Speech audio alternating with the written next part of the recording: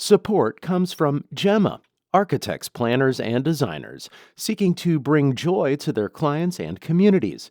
Details at gemastl.com. This is St. Louis on the Air from St. Louis Public Radio. I'm Elaine Cha. The first day of summer is a week from Friday, which makes now the perfect time to put together an hour that's become a fan favorite, our annual Summer Reads show. If you're one of those aforementioned fans, you know this tradition involves talking with professional bookworms from local libraries. And this year, we're delighted to welcome two. First, we have Jennifer Alexander, Collection Development Specialist at St. Louis County Library, and we also have Ted Reidy, Material Selector at St. Louis Public Library. Ted and Jennifer, welcome back to the program, and happy almost summer. Hello. Thank you. And now our Summer Reads show, it also includes notes from listeners. On Facebook, Chrissy writes that Witchcraft for Wayward Girls by Grady Hendrix is a great read. She says the story takes place in sweltering pre-Central Air Florida. It definitely qualifies as a warm weather book. And David, also on Facebook, says he's reading Leviathan Wakes by James S. A. Corey because he likes science fiction and adventure. And we want to hear from you. What books are you reading this summer? Share your best warm weather reads with us. Give us a call at 314-382-8255. That's 382-TALK. Or email us at talk@stlpr.org. Now, vacation is in the title of one of your picks, Jennifer. Let's start off with that selection. Okay. Murder Takes a Vacation by Laura Lippman. And this book will be published next Tuesday, June 17th. And it is kind of, in TV language, a spin-off of a very popular mystery series by Laura Lippman featuring the private investigator Tess Monahan. And so there's a middle-aged character, Muriel Blossom, and she had worked as an assistant to Tess Monahan. And she's a widow, and she wins the lottery, and she decides to book a Parisian river cruise. Well, wouldn't you know it, someone ends up dead, and they're looking at her as a suspect. So she has to solve her own crime. And how did you come to this book? Oh, she's a very popular writer. She's Laura Lippman, and she's been to St. Louis County Library a couple times. And it also has a great cover because you see a boat on a river, and it's very saturated, and it just looks like vacation. Okay.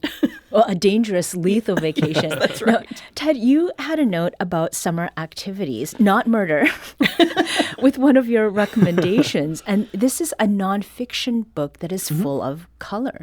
Yes. So this is The Art and Science of Natural Dyes. When I picked this one, I knew I wanted something about natural dyes because that's just sort of a topic that has been popular recently with books at the library. And I picked this one because it was very holistic. It covers it from top to bottom, science and everything. Dyeing shirts during the summer is just something that makes me think of summer because when I was a kid, my mom she'd do tie-dye booths at the local festivals. She would come to my school and everybody would tie-dye a shirt. So this is a little different. You're using avocado peels and onion skin and iron and mordant to dye clothes.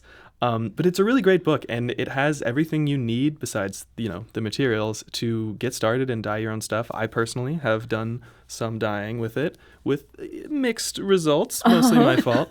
But it's awesome because it talks about history and stuff too of these dyes if you want to learn about that. But if you just want to get a book that'll help you with the project, it'll do that too. Yeah.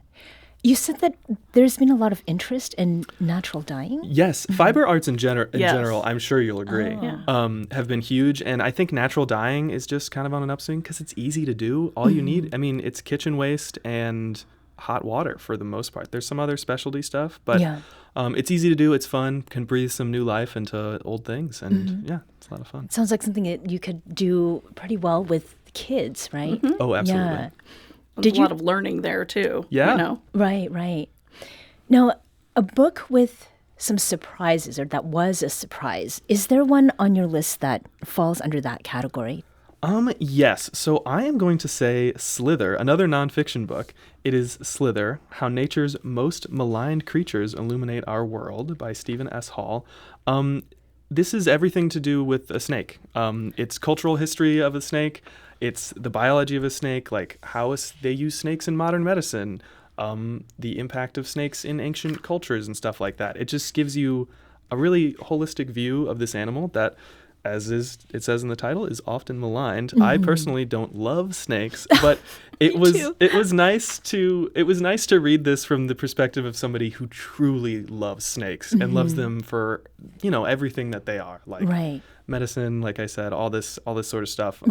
It just feels like somebody who really likes snakes talking to you about snakes. It's great. And Jennifer, you had mentioned the cover of the Vacation and the Murder. What does the cover of Slither look like? It is not a real snake for any people who would not like to see that. It is it's a pretty common style of nonfiction cover with a cream background and like a nice geometric version of a snake. So it won't cause instant snake fear, whatever that phobia is called, in anybody. We'll wait for somebody to tell us. Herpophobia, perhaps? Right. Yes, that seems right. Yeah. Jennifer, any books on your list that were a surprise? Well, the one book that I've been thinking about since the tornado in May, which is a little bit surprising, is Fire, Pestilence, and Death, St. Louis, 1849, by Christopher Allen Gordon.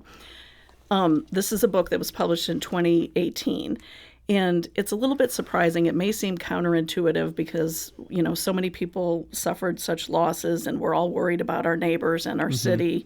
And it seems odd when you're thinking about one bad thing that happened to think about another bad thing that happened. But the thing that I remembered most about this book when I read it was all of the good things that came after this horrible year. Because there was a fire on the riverfront, started on a steamboat, spread to all the other steamboats parked alongside, jumped over to the buildings, just destroyed blocks and blocks. And after that, we had different building codes to prevent that kind of thing. There was a cholera epidemic, the worst one in our history. And after that, we created a sewer system. And so basically, it was the idea that maybe with a 170-year lens, you can see that some good can come from horrible disasters. Right.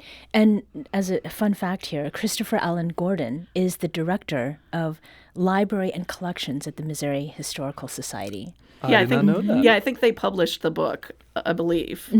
Yeah, So we are right now in the month of June. And for many people, it is Pride Month, a time to celebrate. Where is there in your list a book that it's right for all times, but very especially right for right now? Jennifer? For that, I would choose The Emperor of Gladness by Ocean Vuong. He is a poet and a novelist and just a wonderful writer. And his earlier novel, which was somewhat autobiographical about growing up as a gay teen, was On Earth We're Briefly Gorgeous. So The Emperor of Gladness is about the relationship of an 82-year-old woman who is suffering from dementia, and she takes in a 19-year-old Hai who is down on his luck, actually contemplating jumping off a bridge. And he takes care of her, she takes care of him, and in the relationship, they really find salvation for each other. And it's just a really wonderful book. So, you mentioned he's a poet. Yes. Is that evident in the way that the prose is written? Very. He's such a close observer of people and of things that it's not the kind of book that you're going to speed through. You're going to want to linger over every sentence. And that is Emperor of Gladness by Ocean Vuong. Ted, how about you for Pride Month? So I chose Amplitudes, Stories of Queer and Trans Futurity, if I'm saying that right. This is an anthology of queer and trans authors. I believe there's 22 different short stories in the collection, and they're just really great. They are all set somewhere in the future. That's sort of the only unifying aspect of them. But they come from all different perspectives, all different, types of LGBTQ experience. My personal favorite story was 6 Days by Bendy Barrett. This is a very short story that is just describes a couple days in the time of this small community trying to rebuild after some, unexplained disaster. And it's sort of centered around the absence of a person. They have 6 days without this person who they've come to rely on. And it's a really beautiful story and not something you expect in an anthology of essentially science fiction. But I really wanted to include that one. We were mentioning this before the show started, but queer and trans anthologies, stuff like this, have really gotten popular recently, not only in the amount that there are, but how much people want to read them, at least from the library. So I was excited to include something like that here, especially as it is Pride Month. Yes, and that is a book that is edited by Lee Mandello, and it is called Amplitudes, Stories of Queer and Trans Futurity. Summertime is often associated, especially if you have kids or grandkids, children in your life, with a lot of growth that happens in a pretty short period of time. And this is something that happens with adults as well. Is there a title, Ted, on your list that has something to do with a kind of growing up? Yes, there's a couple. I'll touch on The River Has Roots by Amal El-Motar. This is a short novella. It's very much blends poetry and prose equally. It's almost a book of poetry, but not quite. The plot is 2 young sisters are living on the edge of fairy lands. It's a fantasy novel, and one falls in love with a fairy. Now, fans of Romantasy might recognize that plot immediately, but I would say it really sets itself apart from Romantasy because it's not about the love story. It's not about, the issues that come with falling in love. It's about the 2 sisters and how in their relationship it really focuses on them and what holds them together rather than the magic of the world or, the beautiful prince that one falls in love with. Is the setting also like a fairy land? Or Yes. So the 2 sisters live right on the edge of the fairy land where I think humans are not supposed to enter. Okay. So it's fantasy, but to me it's more about sisters. Okay. And Jennifer, for your part, Okay. growing up, how does that show up in your list? The book Flashlight by Susan Choi begins with a very traumatic event in 10-year-old Louisa's life. She's walking along the beach with her father, and the next thing she knows, she wakes up, she's half drowned, and her father is missing. And this becomes kind of the defining thing in her life, but it remains a mystery to her. And Susan Choi's novel deals with it's multi-generational. It goes through her whole family. You see Louisa grow up, but you only get little glimpses and pieces to figure out what happened until later you do get a sense of what happened. But it involves history, the sort of complicated history between Korea and Japan, and it's in the United States, it's in Japan. So, but anyway, it starts when she's 10 and she grows up always wondering what actually happened. And that's Flashlight by Susan Choi. And I want to make sure that I mention the title and author of the book that you had mentioned, Ted, and that is The River Has Roots by Amal El-Motar. Laura has emailed us to share that she's just finished The Names by Florence Knapp, which she borrowed through the Libby app. And she says, this book was so good, compelling, sad, joyful, and sometimes hard to read. The domestic abuse scenes. I highly recommend this book. We're going to take a very short break here, but we'll be back shortly to continue our annual Summer Reads conversation featuring more recommendations from our guests. You can also check out their book lists complete online at stlonair.show. And like Laura, we want to hear from you. What books are you reading this summer? Share your best beach, park, pool, and AC-controlled reads with us. Give us a call at 314-382-8255. That's 382-TALK, or email us at talk@stlpr.org. This is St. Louis on the Air on St. Louis Public Radio.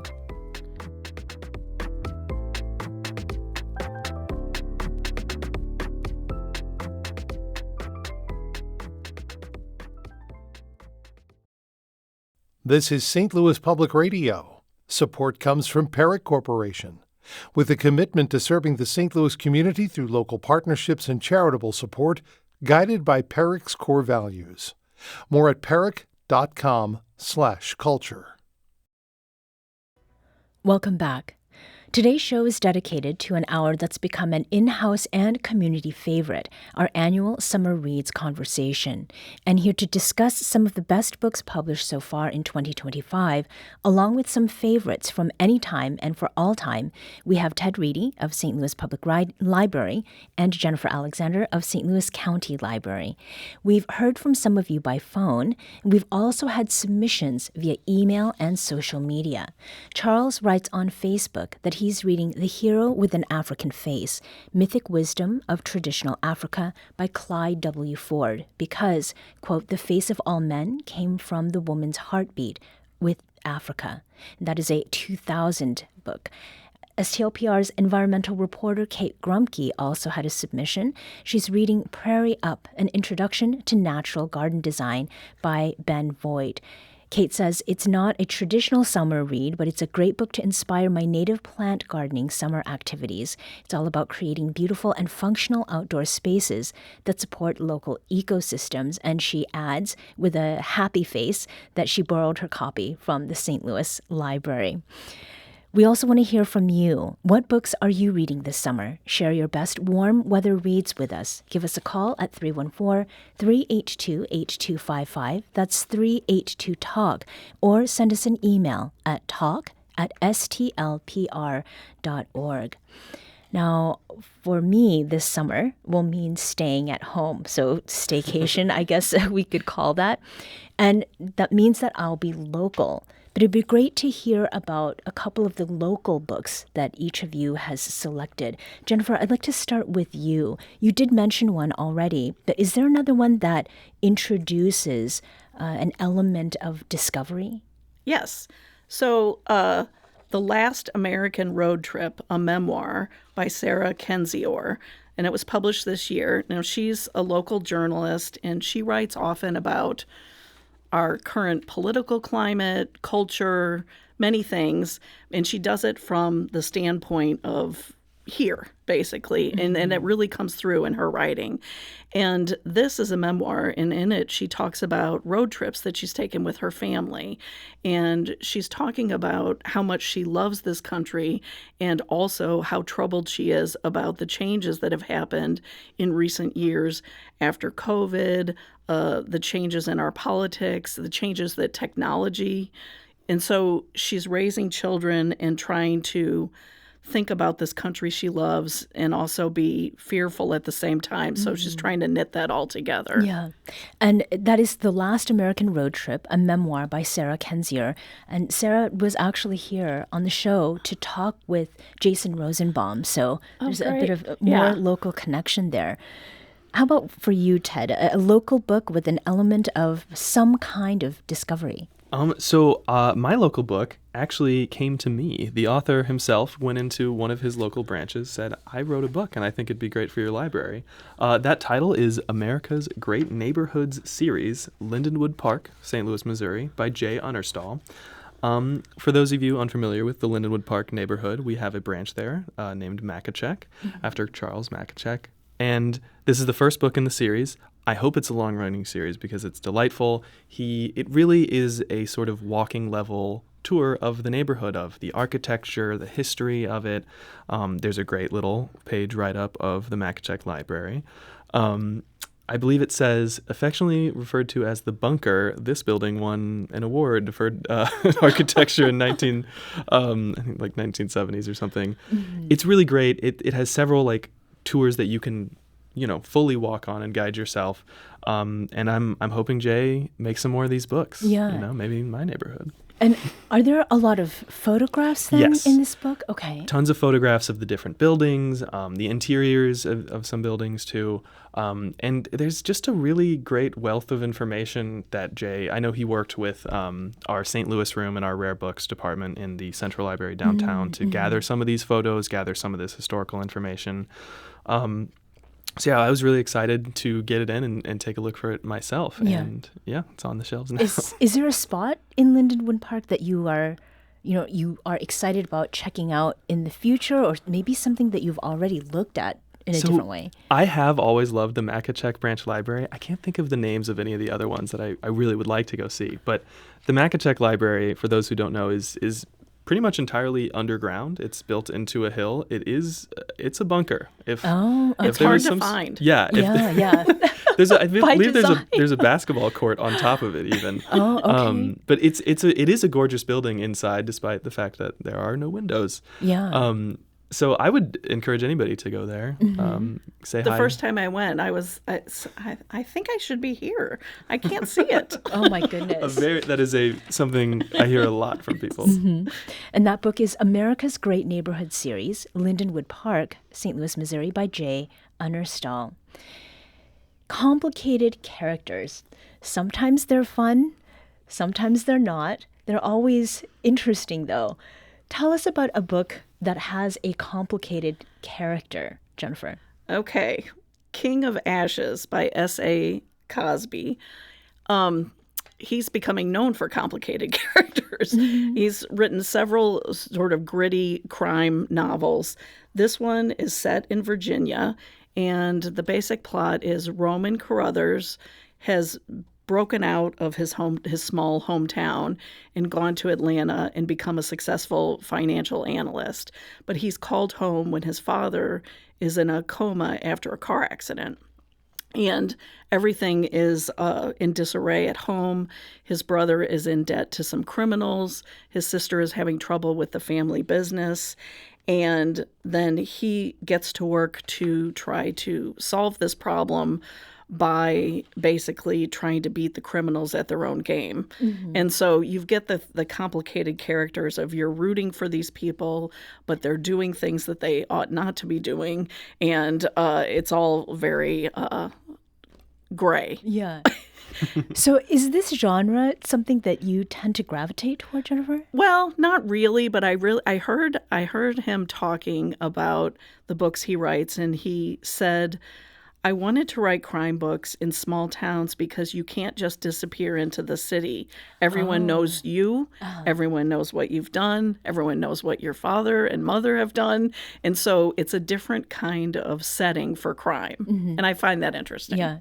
I don't know what this says about me, but when I have walked the Katy Trail and some of those areas that are kind of farther flung, I do think about Don't read this before that. Okay. So that was King of Ashes by S.A. Cosby.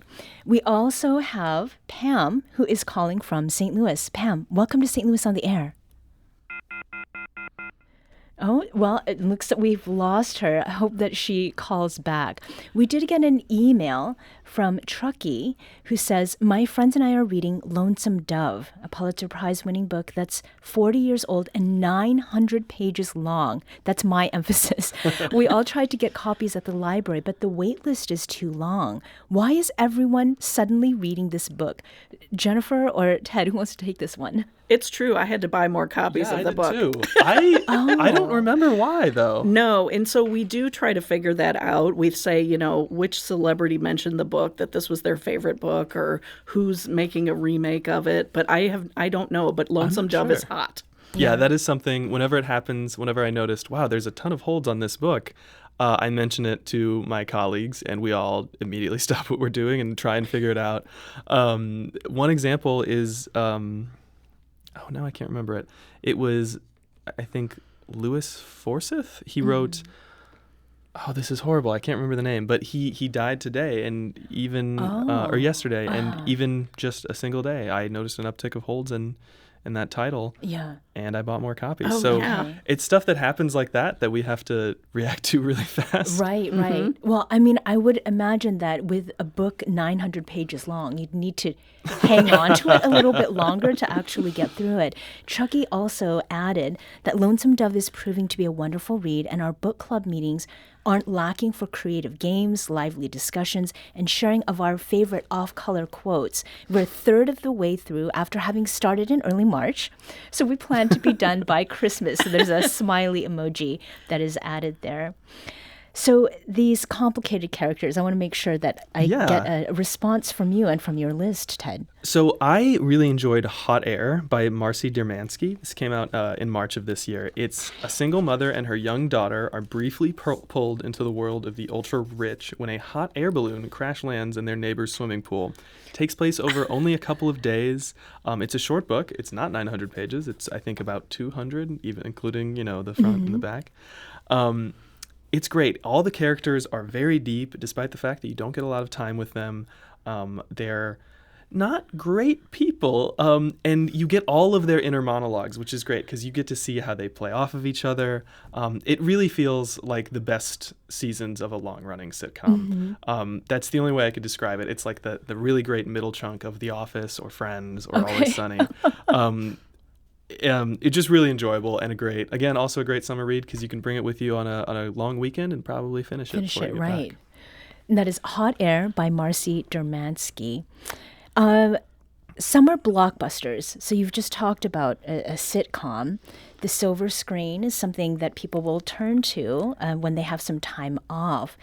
So there's the theater in that way. But as far as the theater of the mind, if we can call it that, books with striking imagery. Is there one among your list that, Ted, you really want to point out? Absolutely. So this is Audition by Pip Adam. Jennifer can also, I'm sure, attest to this. We read so many reviews for books. Yes. Hundreds of reviews a month. This one really stuck out to me, and as soon as I bought it, I placed a hold for myself. It's one of the perks of the job. You can always be first in line. But it is about three giants who they must keep speaking to power their spaceship. If they don't keep talking, they grow. And it's really hard to explain, but it's I've gotten a little early peek of it because, again, one of the perks of the job. But it's just soaked in imagery and metaphor, and it's really meditative, and there's a lot going on, a lot to think about, and a lot to imagine as these three people are talking about, kind of inane things as they are growing to fill this tiny room in a spaceship. Wow. That sounds great. Yeah. So this is Audition by Pip Adam.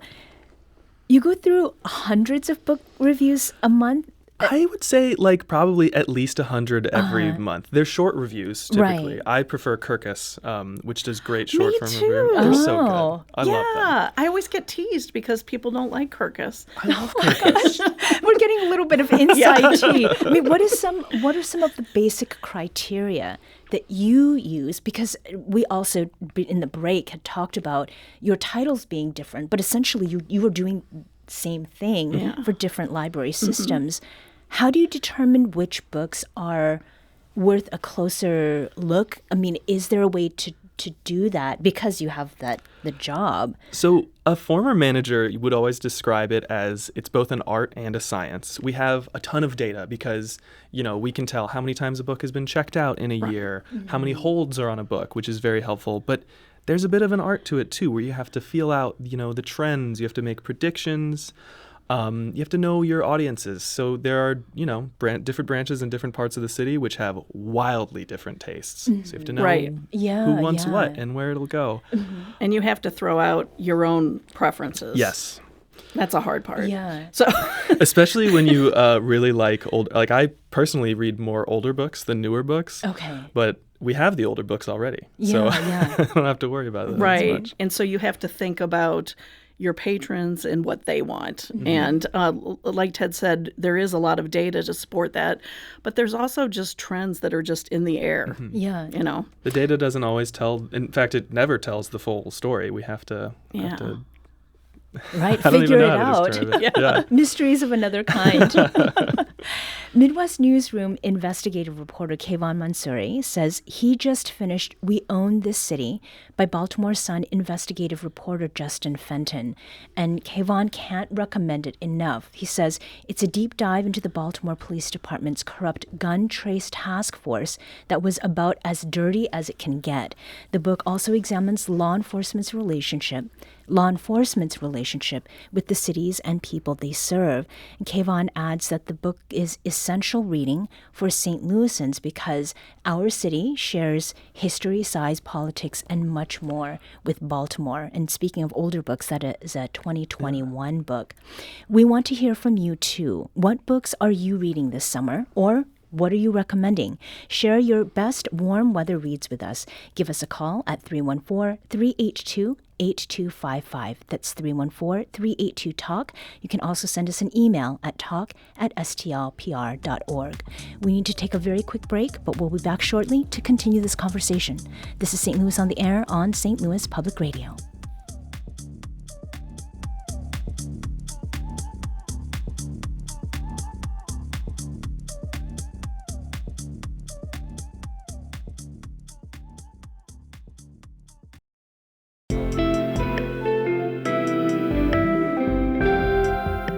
The Gateway brings you the day's news each weekday from around the St. Louis region and the state capitals in Jefferson City. Our schools are accredited.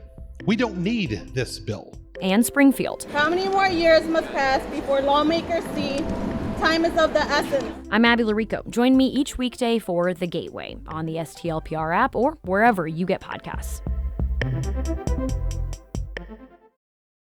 Welcome back. We've been talking today about summer reads in our annual hour devoted to talking about our favorite titles for summertime reading. To share their recommendations, we have Jennifer Alexander of St. Louis County Library and Ted Reidy of St. Louis Public Library. You can see their full book list on our website. That's stlonair.show. And we've been getting your picks too for books published this year so far and books published any year that are classic reads in their own right. And before the break, we had heard from Truckee, and Truckee had a follow-up. Ha ha ha. Thank you for sharing my comment and for making the library employees order more. 3 exclamation marks. So funny. So this is public service, right? We also heard from Luke on Instagram, who's reading One Day Everyone Will Always have been against this. And there's a book by Omar El-Akkad, who's an author and journalist who grew up in Qatar and Canada and now lives in the U.S. The book takes a searing look at the war in Gaza and examines the political systems, beliefs, and prejudices that the author says Americans have and what they've used to shield themselves from confronting atrocities. There are a couple more nonfiction recommendations that each of you has, and maybe people don't think of a beach read as being something that is nonfiction, but let's throw a couple more out there. Jennifer. I have Is a River Alive by Robert McFarlane, and that came out this year. And he's sort of a natural history writer, maybe a travel writer, a reporter. And this book is about the concept of what if we treat rivers, trees, seas as actual living beings with rights. Mm-hmm. And this comes from something that happened, I think, in 2021 in Canada. The Magpie River was going to be dammed for a hydroelectric dam, and the lawsuit brought to stop it basically said, no, we're not doing it because the river doesn't want it. The river wants to keep going. Uh-huh. And so it's just kind of the concept of thinking about things in a different way. And this is a very lyrical, he's a wonderful writer about nature. He wrote a book, Underland, about underground in the Parisian catacombs and stuff, and then just like under trees and things. And so it's a beautiful thing, and you can just kind of get lost in. Yeah. Well, and our being at the confluence of 2 rivers, I think that's very apropos. And actually, we've talked about a program that is running now at the Contemporary Art Museum that is called Make the River Present. So this is all more confluence. A nonfiction pick from you, Ted. So I wanted to mention, it's not out yet. It comes out on the 1st of July, but it is called Face with Tears of Joy, A Natural History of Emoji. And I really like this one because I'm of the perfect age where I grew up using, a colon parenthesis for a smiley face, but I've seen it change. Now there's like thousands of them. And it's exciting to me to read a nonfiction book that doesn't have any sort of hard feelings in it. I think those books are important. There's important to learn about things that are a little contentious, as you mentioned the book by Omar. Oh, yes, right. That one. Yeah, but the journalist. That was actually one that came up on our suggested purchase list that I bought for a customer. But sometimes you just want to learn about something pleasant on the beach, and I think this will be a great beach read. It's a cultural study, but it also talks about the technology history of emoji and how we've gone from having to construct our own faces, from punctuation you don't know how to use to everything is there right at your fingertips. Yeah. Do you have a favorite emoji? I do. It is the poop emoji. Oh, me too. My nephews call me Uncle Turd. Oh my gosh. I don't think they know my real name. Oh my goodness. So they also very much enjoy that emoji. Okay. Jennifer, how about you? I do not. Oh my goodness. So that book is Face with Tears of Joy, which is very apropos right now. A Natural History of Emoji by Keith Houston, and that will be released on July 1st. And the book, Jennifer, that you had mentioned is the River Alive by Robert McFarlane, right? Books of vintage to come, an anticipated release.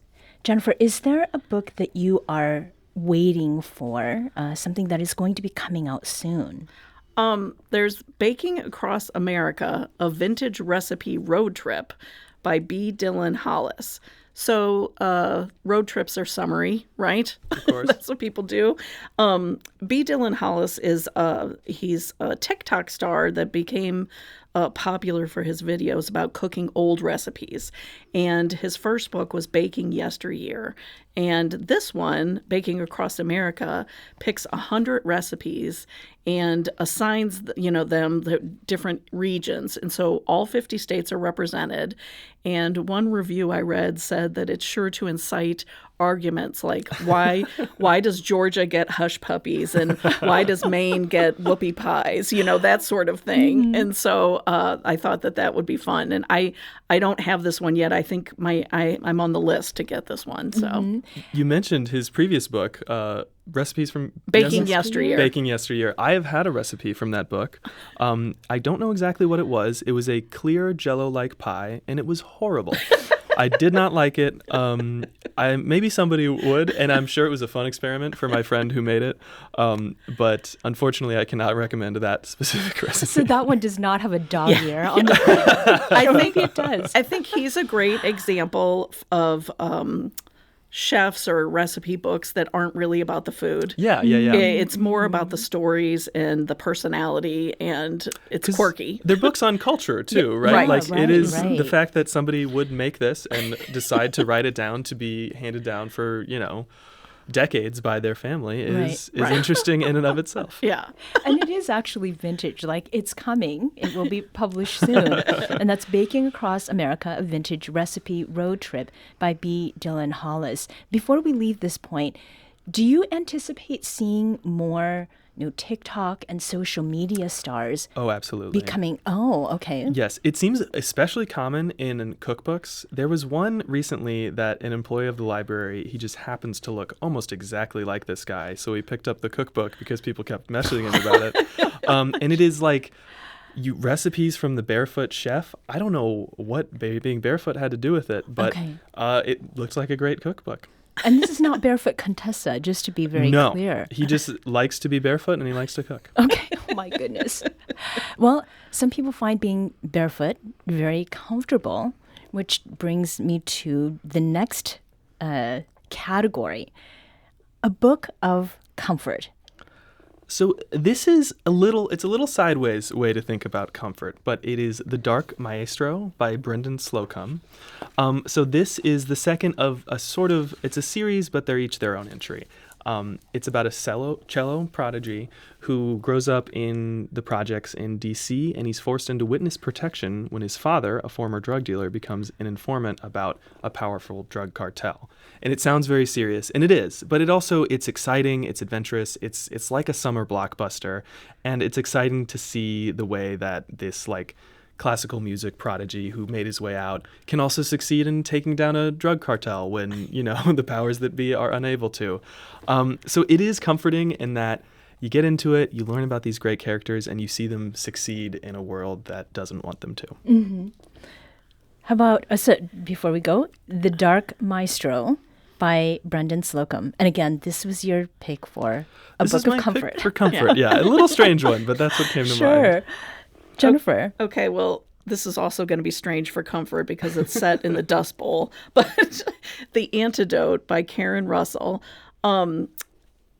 Basically, it's about the woman at the center of the story is a prairie witch, and she calls herself the Antidote because when people talk to her, they feel better afterwards because they give her their secrets, their most, upsetting, horrible secrets, and she keeps them inside her. And so this is set in Dust Bowl. They're in Nebraska. There's a horrible storm, and all of a sudden she feels a lightness where all the secrets have been taken away. And so the book is historical fiction, but it's got a little twist of the supernatural in it as well. And I think that the Dust Bowl era is underrepresented in our historical fiction. Mm-hmm. We've got World War II covered. Oh, we have it so covered. Okay. Oh my gosh. I like that as a pick for comfort. I thought of this when you mentioned the book earlier about fire and pestilence, the history of St. Louis, with the tornado as we're seeing. I was up there with some other SLPL employees helping get the books out of our building. And just driving through that neighborhood, it was amazing to see the destruction, but also how many people were banding together to help each other. Every block had somebody grilling and just handing out food for free. So I think it is a great way to feel comforted because you see the way people come together to, rebuild after these disasters. Mm-hmm.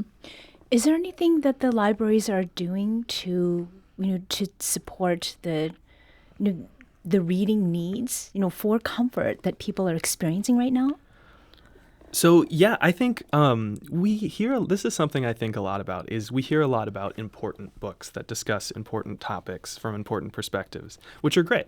Of course, plenty of them are on my list even. But there's also, I think, a need for books that are comforting, but that can also come from your unique perspective. And this is a trend we've seen a lot with, especially in mysteries and romances that have historically been really dominated by white authors. They're starting to be Black authors, Native authors, BIPOC authors, every creed and stripe. And it's great to see that we can give somebody a book that is comforting, but also reflects themselves and reflects the community that they live in. Yeah. Right. Jennifer, you're nodding. Yeah. So the library is definitely working just for physical needs and for book entertainment needs, to try to help people out. So, yeah. Yeah, I know our Walnut Park branch is sort of taking over from one of our branches that was unfortunately forced to close because of the tornado with extended hours. So it's been great to see the staff community, but also the customer community rally around and keep coming in to get their books and helping out their neighbors. Yeah. And the books that we've just talked about, The Antidote is by Karen Russell. That was a recommendation from Jennifer. And The Dark Maestro by Brendan Slocum, which is recommended by Ted. We also heard from Therese. And Therese emailed us to share that she is reading The Success Principles by Jack Canfield, who is the co-author of the Chicken Soup for the Soul series. And Therese says this book takes common practices of the world's most successful people and distills it into a practical how-to for success. A chapter a day is plenty, and put into practice, it can take your perspective from victim to victor. Comfort in a different way, and growth, which we talked about. So there are some books that we have not been able to get to. I'd like to give you the stage to talk about those books. Jennifer, let's start with you. Okay. I had on my list a 1,200-page book. Wow. Which you might need the whole summer to read. Or until next summer. Yeah, right. Mark Twain by Ron Chernow. Oh, yeah. And the reason I thought of it for summer reads is that it's kind of this sort of trail of breadcrumb reading that I used to be able to do when the summer really meant that I had a lot of time to read. And so I just finished Percival Everett's novel James, which for anyone who hasn't read it is just as good as everyone says it is. And that made me realize that I didn't remember The Adventures of Huckleberry Finn at all. So then I read that. I'm reading that right now. And I thought, oh, I should follow it with this biography of Mark Twain, which is huge. And Chernow talks about things that are great about Twain and things that were not so great about Twain. So he does both. So it's going to be a comprehensive biography. Yeah.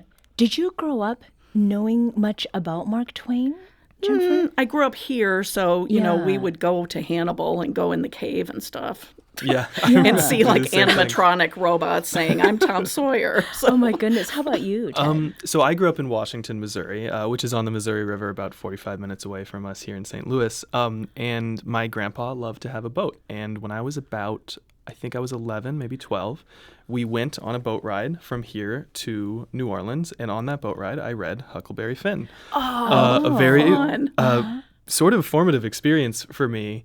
Still one of my great books. I had James on my list, I think for December when I was here. right. And it was really cool to see Percival Everett take this. I mean, Huckleberry Finn, in my opinion, is like maybe the shining star of the American canon of classic works.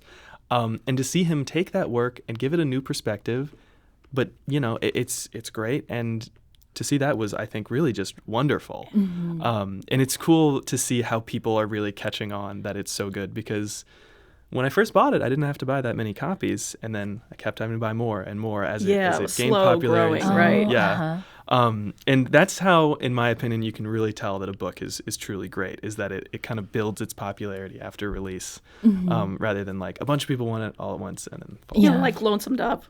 Exactly. Oh That's my gosh. yeah, that's How a many great years example. later? And this is Percival Everett's James. Yes. Yeah. And the book that you are recommending, the 1,200 pager, Jennifer, the assignment that you have given us Mark is Twain Mark Twain by Ron Ron Chernow. Chernow. Yeah.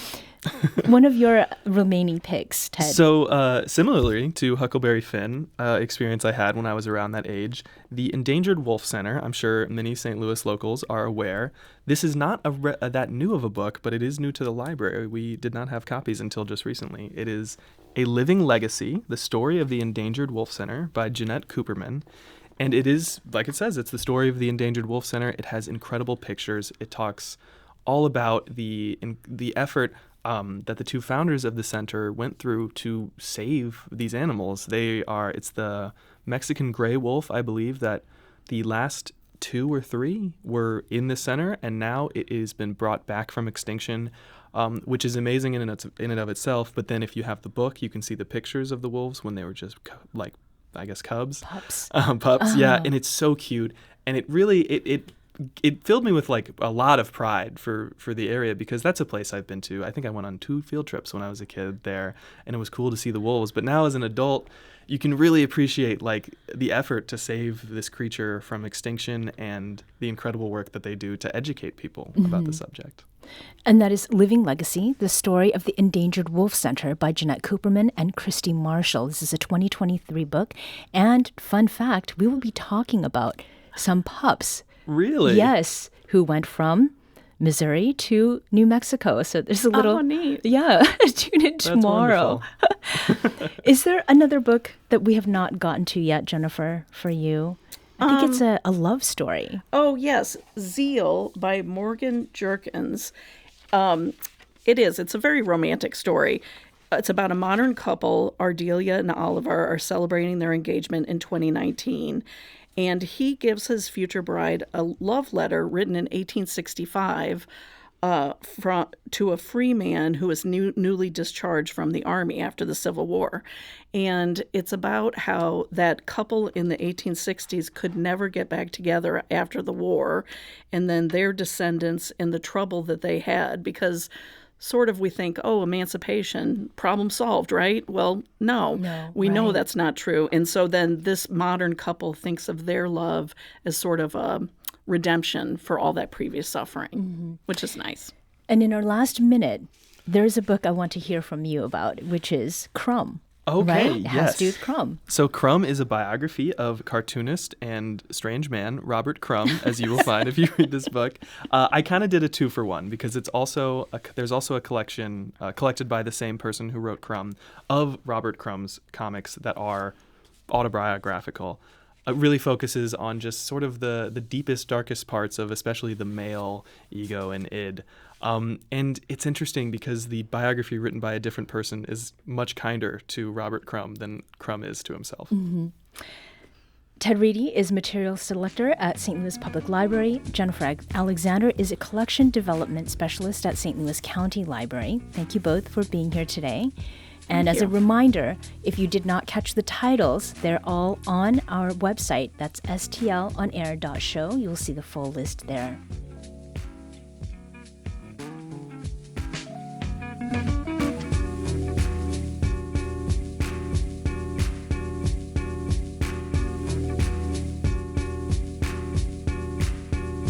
This episode was produced by Emily Woodbury. Audio engineering and podcast design by Aaron Dorr. Our executive producer is Alex Hoyer. St. Louis on the Air is a production of St. Louis Public Radio. Understanding starts here.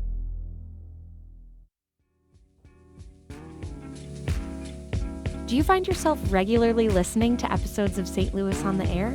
Suggest us to a friend you think might enjoy our conversations. And leave us a review and rating on Apple Podcasts on the App Store. It's the simplest way to help people discover our show. Thanks. St. Louis Public Radio is a member-supported service of the University of Missouri St. Louis.